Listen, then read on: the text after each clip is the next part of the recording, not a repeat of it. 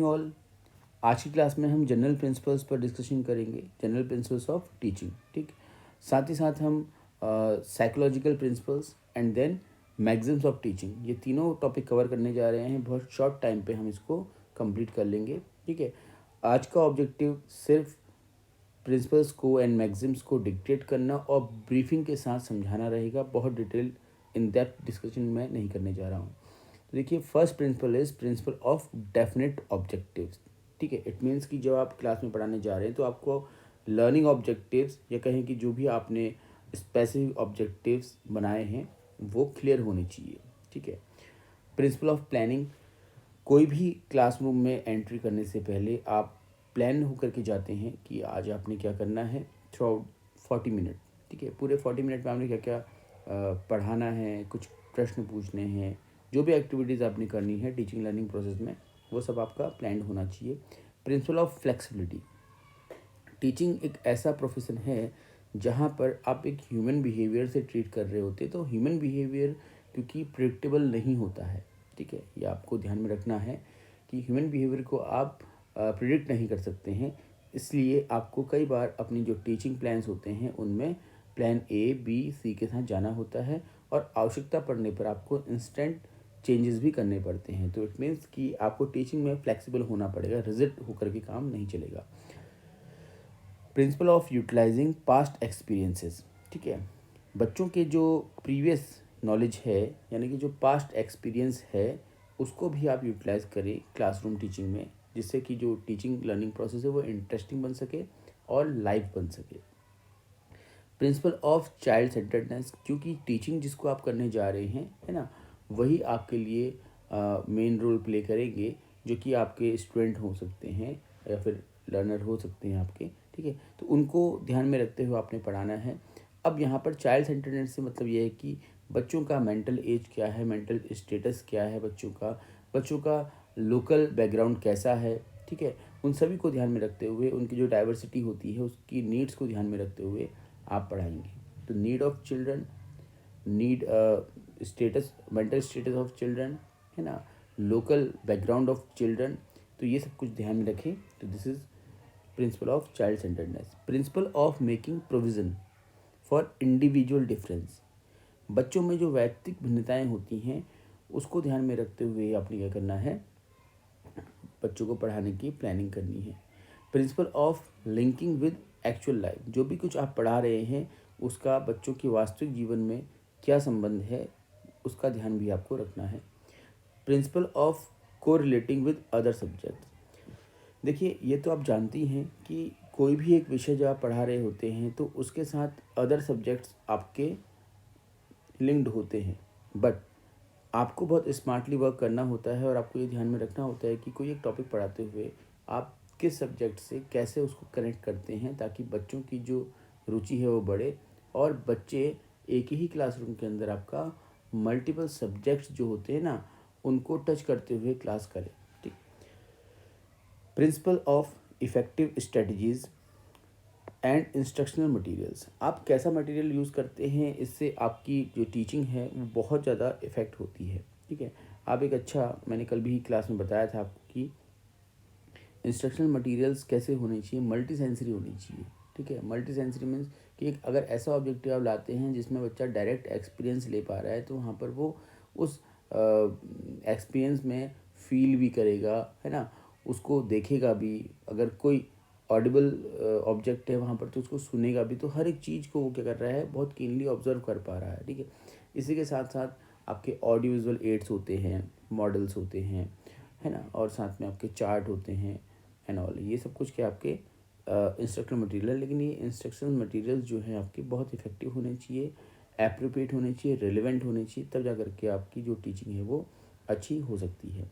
Principle of, ठीक है, principle of active participation and involvement, बच्चों को आपने एक्टिवली पार्टिसिपेट होने के लिए मोटिवेट करना है। आपके टीचिंग प्लान में आप ये स्पेस ज़रूर रखेंगे कि बच्चे भी एक्टिव रहें।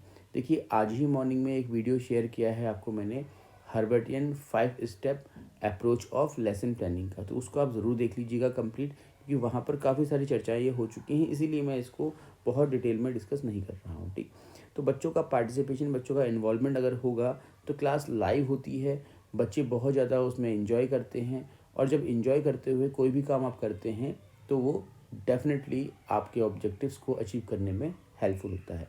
Principle of conducive environment and proper control. आपको ये भी ध्यान में रखना है कि पढ़ाने के साथ साथ आपको क्लास में कंट्रोल रखना है। कंट्रोल मीन्स कि एक डिक्टेटरशिप वाला कंट्रोल यहाँ पर नहीं है ना, कि आपको डिसिप्लिन में रखना है बच्चों को, कि बच्चे क्लासरूम के अंदर ठीक है फ्री फील करें, बट इतना फ्री फील ना करें कि वो जो लर्निंग ऑब्जेक्टिव लेके आप गए हैं उनको अचीव करने की जगह पर और कोई काम कर रहे हैं। ठीक है, इट मीन्स कि आप जो काम करने जा रहे हैं वो काम आपने पूरा करना है। अब उसे पूरा करने के दौरान बच्चों को कैसे आप डिसिप्लिन में रखेंगे, तो एक बहुत अच्छा तरीका होता है कि आप बच्चों को उनकी जो कैपेबिलिटी होती है, पोटेंशियल होता है, उसके बेसिस पर आप उनको टास्क दे दें, बच्चों को इंगेज कर दें, तो इससे क्लास थोड़ा सा डिसिप्लिन हो जाती है, या कहे कि कंट्रोल हो जाती है। तो यहाँ पर कंट्रोल का मतलब डिक्टेटरशिप वाला नहीं है, ठीक है ना। आपको अथॉरिटेरियन क्लासरूम नहीं बनाना है, उसको आपने कहीं ना कहीं अगर देखा जाए तो डेमोक्रेटिक या फिर रिफ्लेक्टिव लेवल पर लेके चलना है, लेज़र फेयर क्लासरूम जिसको हम बोलते हैं। अब हम आते हैं कुछ आपके ये जो हमने अभी डिस्कस किए या कुछ जनरल प्रिंसिपल्स थे, आप देख सकते हैं। अब हम आते हैं साइकोलॉजिकल प्रिंसिपल्स पर। तो कुछ साइकोलॉजिकल प्रिंसिपल्स होते हैं। अब साइकोलॉजिकल प्रिंसिपल्स क्या होते हैं, जो बच्चों के बिहेवियर को इम्पैक्ट करते हैं directly. Principles of motivation and interest. Teaching के दौरान आप ये बात ज़रूर ध्यान में रखें कि पहले तो टीचिंग बच्चों के इंटरेस्ट का होना चाहिए। अब इंटरेस्ट का टीचिंग कैसे होगा, जब बच्चों की जो आवश्यकताएं हैं, जो नीड है, उसको ध्यान में रखते हुए आप जब बातें करते हैं, डिस्कशन करते हैं, तो बच्चा उसमें इंटरेस्ट लेता है, ऑटोमेटिकली ये चलता ही है, ठीक है। और साथ ही साथ बच्चों को आप ऐसा फील कराएं कि भाई क्लासरूम के अंदर वन वे ट्रैफिक नहीं है, मीन्स कि बच्चे भी वहाँ पर इन्वॉल्व हो रहे हैं। इट मीन्स जो क्लास है वो बच्चों के लिए, बच्चों के द्वारा ही होने जा रही है, ठीक है। साथ ही साथ आप जो बच्चे अच्छा कर रहे हैं उनको मोटिवेट करें, जो अच्छा नहीं कर रहे हैं उनको भी आप मोटिवेट करें कि वो कुछ करें, ठीक है, एनकरेज करें बच्चों को। मैंने बताया अभी इससे पहले एक प्रिंसिपल में, आपको यहाँ देख सकते हैं कि बच्चों को आप इन्वॉल्व करने की कोशिश करें, ठीक है। अब इसमें टीचर की स्मार्टनेस बहुत ज़रूरी हो जाती है कि टीचर कितना स्मार्ट है, कैसे इन्वॉल्व कर पा रहा है। प्रिंसिपल ऑफ प्रैक्टिस, ठीक है। जितना बच्चा प्रैक्टिस करेगा, जो भी आप टीचिंग कर रहे हैं या बच्चे ने जो लर्निंग की है, जब तक उसकी प्रैक्टिस ही नहीं करेगा, बच्चा उसको यूज़ ही नहीं करेगा, तो वो उसके लिए वर्दी नहीं रहेगा। तो जितना बच्चा प्रैक्टिस करेगा उसकी जो लर्निंग है वो उतनी ही फिक्स हो जाएगी, ठीक है। प्रिंसिपल ऑफ रिक्रिएशन और रेस्ट, हमें ये भी ध्यान में देना है, ध्यान में रखना है कि जब हम पढ़ा रहे हैं तो कई बार क्या होता है कि बच्चे मेंटली बहुत ज़्यादा फटीग फील कर रहे होते हैं, फिजिकली फटीग फील कर रहे होते हैं। तो कई बार क्या होता है कि आप पढ़ा तो रहे हैं लेकिन बच्चा ध्यान नहीं दे पा रहा, वो ध्यान देना चाहता है बट थका हुआ है इसलिए नहीं दे पा रहा। तो क्या करेंगे आप बच्चों को प्रॉपर रेस्ट या फिर कुछ ऐसी एक्टिविटीज़ कराएंगे जिससे बच्चों का माइंड फ्रेश हो जाए। इसीलिए कई टीचर्स क्या करते हैं, अपनी क्लास स्टार्ट होने से पहले 2 मिनट और 3 मिनट की आपकी ब्रीदिंग करवा लेते हैं, ब्रीदिंग एक्सरसाइज करवा लेते हैं या मेडिटेशन करवा लेते हैं। ऐसा रेयर ही होता है हालांकि, लेकिन कई टीचर्स ऐसा अप्लाई करते हैं, ठीक है, क्योंकि ये मेरा पर्सनल एक्सपीरियंस है, उसके बेसिस में आपको बोल रहा हूँ। तो अगर आप ऐसा कराते हैं या कुछ ऐसी बातें करते हैं जो बच्चों को थोड़ा सा लो फील कराए, मतलब लो फील ना कराए, मीन्स बच्चों को थोड़ा सा फटीग उनका थोड़ा दूर करने में हेल्पफुल हो जाए, ठीक है। सॉरी, वो बाय मिस्टेक लो लिखे। Principle of feedback and reinforcement, बताने की आवश्यकता नहीं है कि बच्चे के रिस्पॉन्सेज के अगेंस्ट आपको डेफिनेट एक फीडबैक देना है, और फीडबैक में कोशिश करें कि आप पॉजिटिव रीइंफोर्समेंट ही हो। अगर बच्चे ने कुछ गलत किया है तो उस केस में भी आप बच्चे को पॉजिटिव से लेकर के नेगेटिव से कर लेके जाएँ, ठीक है।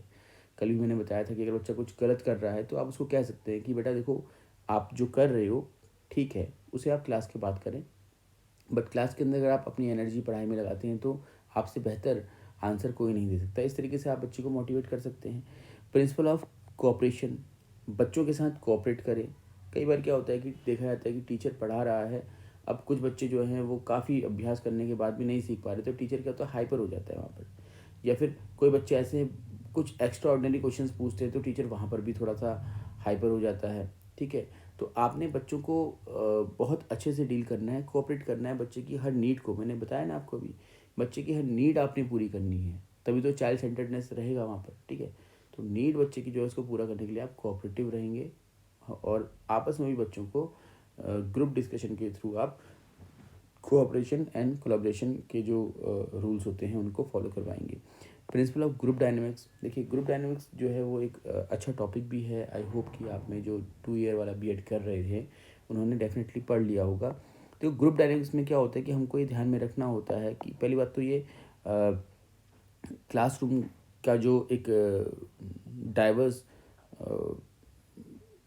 क्या कह सकते हैं पर्सनैलिटी है ना, जो डाइवर्स पर्सनैलिटी इन्वायरमेंट होता है उसको डील करने के लिए हम ग्रुप डायनेमिक्स का यूज़ करते हैं। हम इसमें यहाँ पर ये ध्यान देते हैं कि कौन से बच्चे ऐसे हैं जो आइसोलेटेड रहते हैं, कौन से ऐसे बच्चे हैं जो इन्वॉल्व रहते हैं, कौन से ऐसे बच्चे हैं जो एक्स्ट्रा इन्वॉल्व रहते हैं। ठीक है, तो हर बच्चे को हम ध्यान में रखते हुए उनको उनके पोटेंशियल के अकॉर्डिंग ही टास्क देंगे। जो बच्चे आइसोलेटेड रहते हैं तो उन बच्चों को हम आगे लेकर के आए, मेन स्ट्रीम से जोड़ें, है ना। अब रीज़न कुछ भी हो सकता है आइसोलेशन का, बट हमें कोशिश करनी है कि हम बच्चों को मेन स्ट्रीम में लेकर के आएँ एज अ टीचर। ठीक, तो ग्रुप डायनेमिक्स के जो रूल्स हैं उनको फॉलो करें। ग्रुप डायनेमिक्स में एक अलग सा वीडियो हमारा है, आप देख सकते हैं। अदरवाइज आने वाले डेज में भी एक वीडियो इसमें बनाया जाएगा। ये पूरा एक टॉपिक अपने आप में, इसको अभी क्लास के अंदर डिस्कस कर देना पॉसिबल नहीं हो पाता है। प्रिंसिपल ऑफ सेल्फ लर्निंग, बच्चों को सेल्फ लर्निंग के लिए मोटिवेट करें आप। ठीक है, एक टॉपिक पढ़ते हैं आप बीएड में साइबरनेटिक। ठीक है, साइबरनेटिक नाम से एक टॉपिक पढ़ते हैं, इसको हम बोलते हैं सेल्फ कंट्रोलिंग सेल्फ फीडबैक। ठीक है, तो क्या होता है साइबरनेटिक, अगर आपने पढ़ा है तो अच्छी बात है, नहीं पढ़ा है तो पढ़ लीजिएगा, क्योंकि ये भी आपके एग्जाम का एक पार्ट हो सकता है कि एक इम्पॉर्टेंट टॉपिक है। Principle of creativity and self expression, ठीक, बच्चों को हम क्रिएटिव वर्क करने के लिए क्या करेंगे, एनकरेज करेंगे, प्रोत्साहित करेंगे। बट बच्चा क्रिएटिव वर्क तब कर पाएगा, आपने देखा होगा जब भी आप कुछ नया करना चाहते हैं तो बहुत सारी मिस्टेक्स आपसे होती हैं। जब हम बच्चे की मिस्टेक्स को हम थोड़ा सा करेक्ट करके इम्प्रूव करके उनको और मौके देंगे कुछ करने का, तभी वो कुछ क्रिएटिव कर पाएंगे और उसी से उनका सेल्फ एक्सप्रेशन भी हो पाएगा।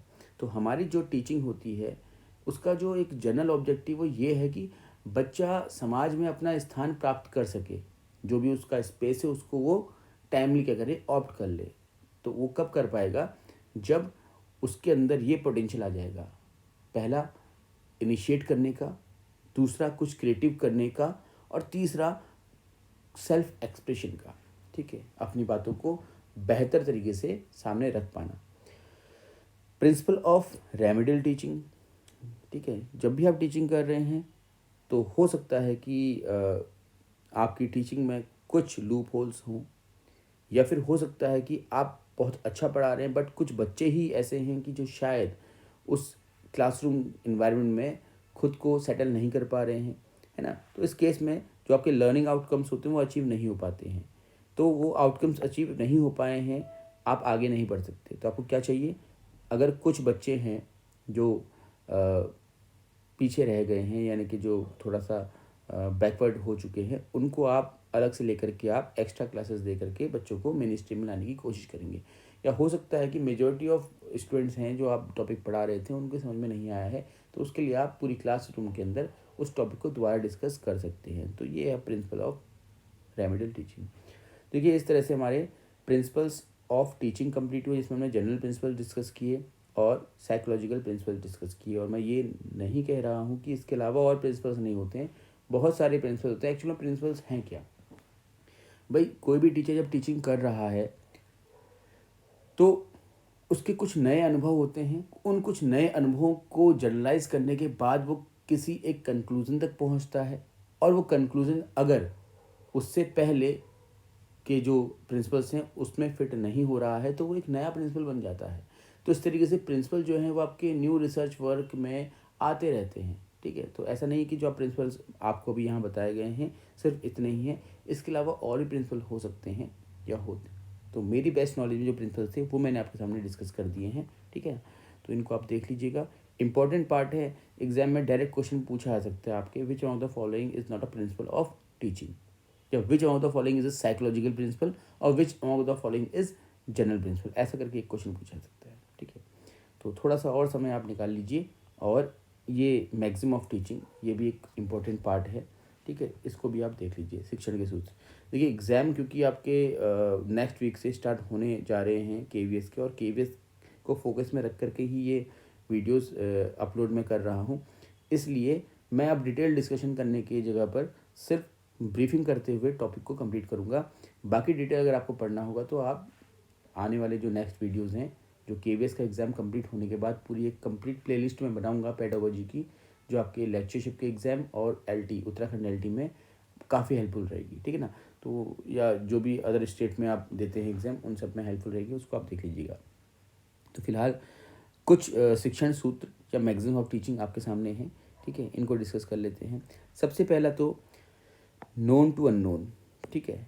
नोन टू अननोन मतलब ज्ञात से अज्ञात की। देखिए, ज्ञात से अज्ञात। तो जब भी हम टीचिंग करते हैं तो आपने देखा होगा कि आप बच्चों को कुछ नया टॉपिक पढ़ा रहे हैं अगर, तो उससे पहले बच्चों की जो प्रीवियस नॉलेज है उसकी आप हेल्प लेते हैं।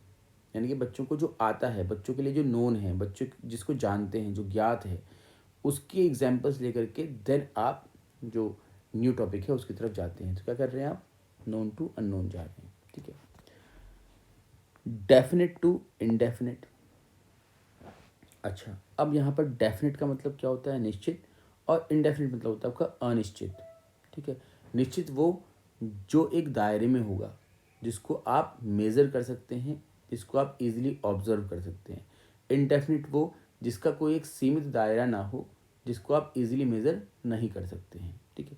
तो जब हम बच्चों को पढ़ाते हैं तो हम एग्जाम्पल कैसे लेते हैं, हम कुछ ऐसे एग्जाम्पल्स लेते हैं या ऐसे ऑब्जर्वेशंस लेते हैं या ऐसे एक्सपीरियंसेस देते हैं जो बच्चा अपनी डेली लाइफ में देख रहा है, ठीक है ना। जैसे अगर आप एक छोटा एग्जांपल ले लेते हैं हम कि अगर आप खट्टा स्वाद बच्चों को बताना चाह रहे हैं तो आप क्या एग्जांपल लेंगे, आप ऑब्वियसली लेमन का एग्जांपल लेंगे। लेमन हर घर में होता है, ठीक है।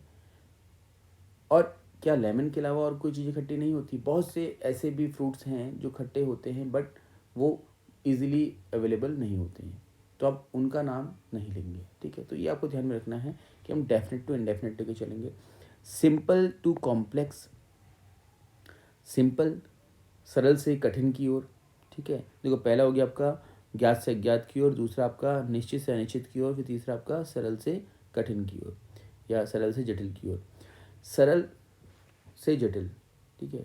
किसी भी विषय को आप जब पढ़ते हैं तो आपने देखा होगा पहले उस विषय के आप वे कंटेंट पढ़ते हैं या फिर वे टॉपिक्स पढ़ते हैं जो बहुत सरल होते हैं, और उस टॉपिक के अंदर भी आप वो पार्ट पहले करते हैं जो इजीली आपको समझ में आ जाए। जैसे अगर हम कोई एक टॉपिक लेते हैं, मैथमेटिक्स का ही ले लेते हैं हम, सपोज आप बच्चों को ये क्वाड्रिलेटरल पढ़ाने जा रहे हैं, तो इस क्वाड्रिलेटरल को समझाने के लिए सबसे सरल बात क्या है कि क्वाड्रिलेटरल क्या है, एक ऑब्जेक्ट है। कैसा है, 2 डायमेंशन है। अब बच्चा यहाँ पर 2 डायमेंशन को कैसे समझेगा, ठीक है, आसान नहीं है ना। तो आप बोलेंगे कि क्या है, इसकी एक लेंथ होती है, एक ब्रेथ होती है, समझा दिया आपने, सरल बना दिया उसको, ठीक है। इसके बाद इसमें कितनी है, 4 साइड्स हैं।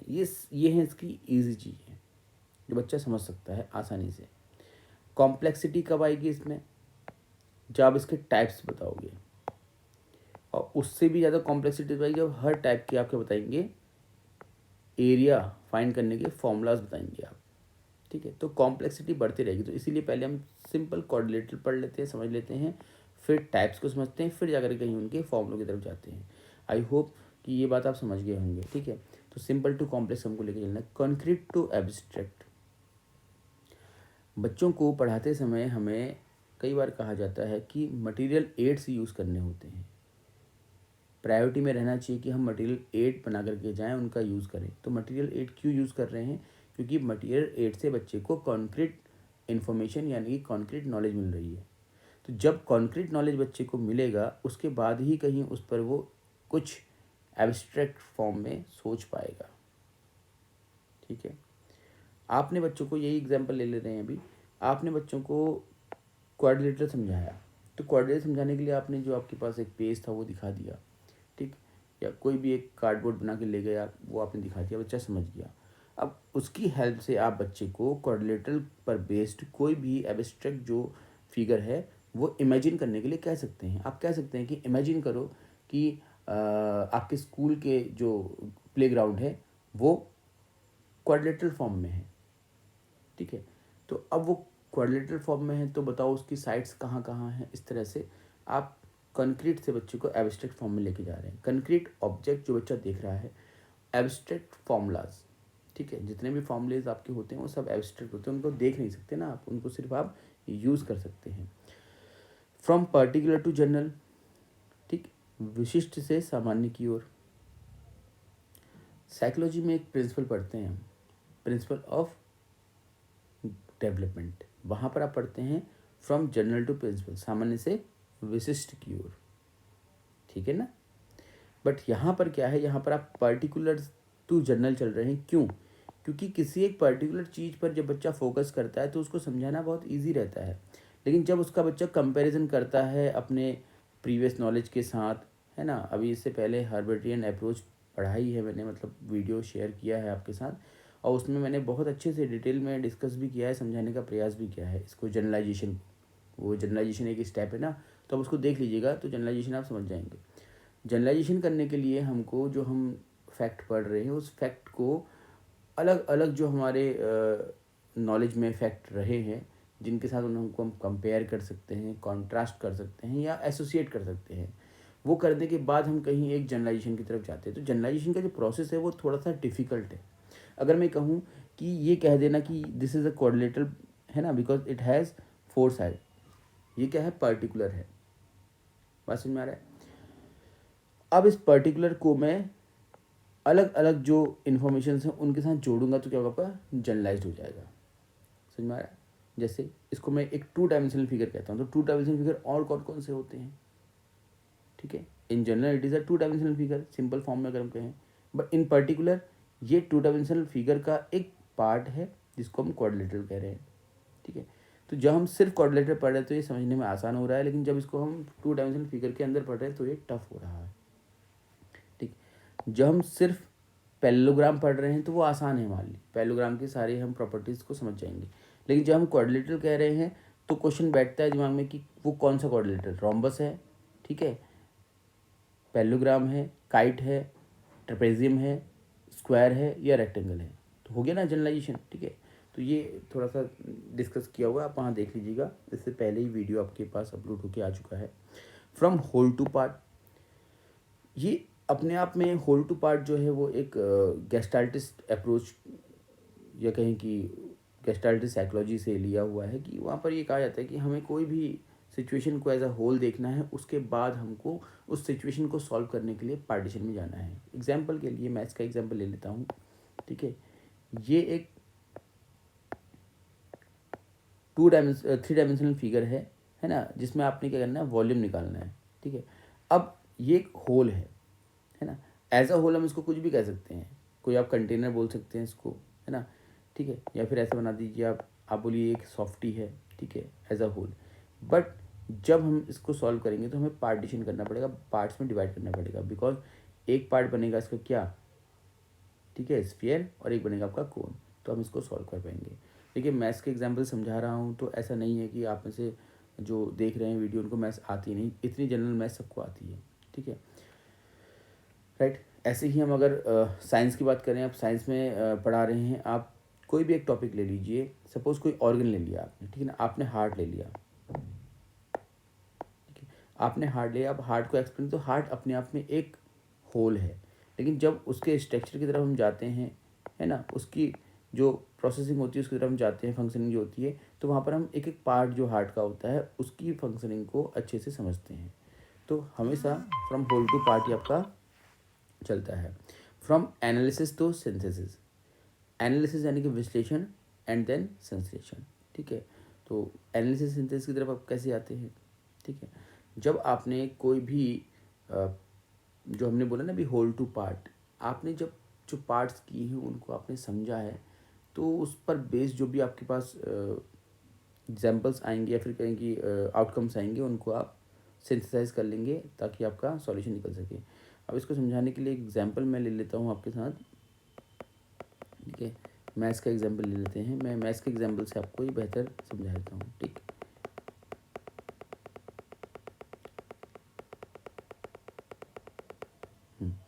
देखिए अभी अभी मैंने आपसे बोला कि ये एक फिगर है, ठीक है।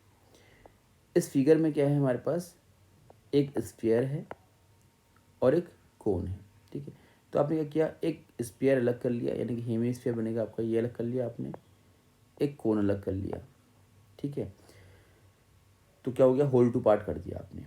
अब एनालिसिस टू सिंथेसिस क्या होगा, देखो आपने क्या किया, आपने स्फीयर का अलग वॉल्यूम निकाला, हेमिस्फीयर का, और आपने कोन का अलग वॉल्यूम निकाला, ठीक है। तो दो वॉल्यूम निकाले आपने, इनको क्या कर दिया आपने, आपस में ऐड कर दिया, यानी कि सिंथेसाइज कर दिया, ठीक है। तो ये हो गया आपका एनालिसिस टू सिंथेसिस। अब ऐसे ही किसी आदमी के लिए कोई आपसे पूछता है कि बताओ आपका ये फ्रेंड जो है ये कैसा है, तो क्या करते हैं आप, उसके अच्छाइयाँ और उसकी बुराइयाँ दोनों पर विचार करते हैं। या कोई कहे आपसे चलो कि बताओ मोदी जी कैसे हैं, तो आप मोदी जी की कुछ अच्छाइयाँ जो हैं उन पर विचार करते हैं, कुछ बुराइयों पर विचार करते हैं। तो ये होता है एनालिसिस, विश्लेषण, कि आपने मोदी जी की कुछ बुराइयाँ और कुछ अच्छाइयाँ इस तरीके से उनको समझना शुरू किया। और उसके बाद आप जब देखते हैं नंबर ऑफ़ अच्छाइयाँ ज़्यादा हैं तो आप कहते हैं कि अच्छे इंसान हैं, आप कहते हैं कि नंबर ऑफ़ बुराइयाँ ज़्यादा हैं तो आप कहते हैं बुरे इंसान हैं। तो जब आपने कंक्लूज़न दिया तो आपने अच्छाइयों बुराइयों को आपस में मिला लिया एंड देन आप एक रिजल्ट तक पहुँचे कि वो हैं कैसे। तो दिस इज़ कॉल्ड सिंथेसिस। तो ये है एनालिसिस टू सिंथेसिस, ठीक है। Empirical to rational. एम्पिरिकल मतलब होता है आपका अनुभव, ठीक, और रैशनल मतलब होता है बुद्धि। जनरली क्या होता है ना, मोस्ट ऑफ द पीपल, जितने भी हम लोग हैं, हम में से अधिकतर लोग अपने अनुभवों के बेसिस पे अपनी नॉलेज एक्वायर कर लेते हैं, जबकि कई बार क्या होता है, अनुभव कुछ हद तक मिसलीड भी कर लेते हैं हमको, ठीक है। होना क्या चाहिए, हमको बुद्धि से काम करना चाहिए। लेकिन ये बुद्धि वाला काम कब आएगा, आप जब भी बच्चों को पढ़ाएंगे तो बच्चों को आप जब टॉपिक दे रहे हैं तो बच्चों को पहले हम कहते हैं ना ऑब्जर्व, फिर से वही बात, हर्बर्टियन जो अप्रोच है उसमें देखिएगा, समझा रखा है बहुत बढ़िया तरीके से, आप उसको देख लीजिएगा ना अच्छे से, तो ये सब कुछ क्लियर हो जाएगा आपका। अनुभव, तो बच्चों को आप पहले खूब एक्सप्लोर करने के मौके देते हैं, उनको उनके एक्सपीरियंसेस, ठीक है, को कलेक्ट करने का मौका देते हैं। जब वो एक्सपीरियंसेस कलेक्ट कर लेते हैं तो उनके एक्सपीरियंसेस के बेस पर वो आइडियाज़ बनाना शुरू करते हैं, और वो जो आइडियाज़ बन के आ रहे होते हैं ना, देन आप उन आइडियाज़ को अपने कुछ रीजंस के साथ, ठीक है, जो भी आप आइडिया को अगर सेलेक्ट कर रहे हो तो क्यों कर रहे हो, अगर कोई आइडिया को आप रिजेक्ट कर रहे हो तो क्यों कर रहे हो, या कोई आइडिया को आप मॉडिफाई कर रहे हो तो क्यों कर रहे हो, पूरे तर्क के साथ, पूरी रीजन के साथ बच्चे को समझाते हैं, है ना। दैट टाइम फिर वो होता है बुद्धि। तो बच्चों को अनुभव से प्राप्त ज्ञान से बुद्धि द्वारा उस ज्ञान में से सही और गलत को अपनाने और छोड़ने तक का जो सफ़र है वो तय कराना है। तो ये क्या आपका इम्पीरियल टू रैशनल, ठीक है। तो छोटे बच्चे जो है वो एक्सपीरियंसेस पे, अपने अनुभव पे चलते हैं, एंड देन उसके बाद आप उसको अपनी तर्क क्षमता के साथ, अपनी बुद्धि के साथ करते हैं। तो ये आज का टॉपिक था, आज का डिस्कशन था, ठीक है। मिलते हैं कल एक नए वीडियो के साथ। अभी इससे पहले की जो क्लासेस थी हमारी उसमें मैंने आपको स्किल्स डिस्कस कर दिए हैं, ठीक है। फिर साथ में आपको फिर unit plan, lesson plan complete करा दिया है, ठीक है। लेसन प्लानिंग में जो मोस्ट इम्पोर्टेंट है हर्बर्टियन 5 स्टेप अप्रोच, वो मैं बहुत डिटेल में डिस्कस कर चुका हूँ। अब एक नेक्स्ट वीडियो कल आपको मॉर्निंग में मिल जाएगा जिसमें कि यूनिट अप्रोच बाय मॉरिसन, ठीक है, evaluation approach by BS Bloom, है ना, और RCEM अप्रोच, इसको ब्रीफ में डिस्कस करके मैं आपके सामने रख दूंगा, ठीक है। तीनों एक ही वीडियो में हो जाएगा तो वो हमारा कंप्लीट हो जाता है। इस वीडियो में हमारे जनरल प्रिंसिपल्स ऑफ टीचिंग, है ना, psychological principle of teaching, magazine of teaching, ये ऐसे टॉपिक है ना ऑलमोस्ट कई बार छूट जाते हैं, ठीक है। तो ये हमारा कवर हो गया है। फिर थोड़ा सा हम साइकोलॉजी के कुछ टॉपिक्स है उनको डिस्कस करेंगे आने वाले सप्ताह में। तो आने वाले सप्ताह में कोशिश की जाएगी कि साइकोलॉजी के जितने टॉपिक्स हैं वो सारे आपके कंप्लीट करा दी जाए। है ना. And thank you all of you, have a good day.